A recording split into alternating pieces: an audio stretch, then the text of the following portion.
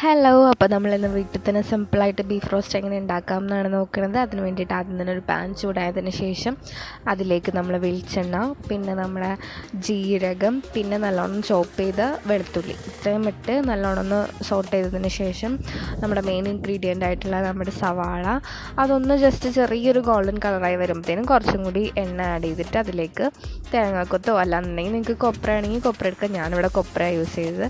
അതുകൂടി ഇട്ടതിന് ശേഷം ഒന്നുകൂടി വഴറ്റിയിട്ട് അതിലേക്ക് നമ്മുടെ പച്ചമുളക്, പിന്നെ കുറച്ച് വേപ്പില, പിന്നെ ഇതിൽ നമ്മൾ വേറെ മസാലകളൊന്നും ചേർക്കാനുള്ള മല്ലിപ്പൊടി, മുളക് പൊടി, നമ്മുടെ കുരുമുളക് പൊടിച്ചത് ഇത്ര മാത്രമേ ചേർക്കണുള്ളൂ. മുളക് പൊടി നമ്മൾ കാശ്മീരി ചില്ലിയാണ് കേട്ടോ യൂസ് ചെയ്തത്, കാരണം ഓൾറെഡി കുരുമുളകിന് നല്ല എരിവുണ്ട്.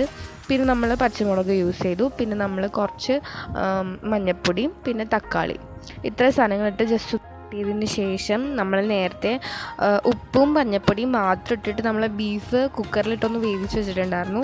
ആ വേവിച്ച് വെച്ചതിൻ്റെ വെള്ളം കൂടി ഒന്ന് അതിലൊഴിച്ച് നല്ലോണം ഒന്ന് മിക്സ് ചെയ്യുക. അപ്പം നല്ലോണം കുറുകി എല്ലാവരും ഒന്ന് നല്ലോണം വെന്ത തക്കാളിയൊക്കെ നല്ലോണം ഉടഞ്ഞ ആ ടേസ്റ്റൊക്കെ ആ ബീഫിൻ്റെ ടേസ്റ്റല്ലേ, ആ ഒരു ടേസ്റ്റും ഇതിലേക്ക് പിടിച്ചൊക്കെ വരും.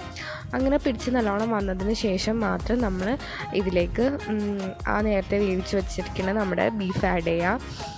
ഞാനെടുത്ത പാത്രം നല്ലോണം ചെറുതായിപ്പോയി, അവസാനം എനിക്ക് ഇളക്കാനൊന്നും പറ്റുന്നുണ്ടായില്ല.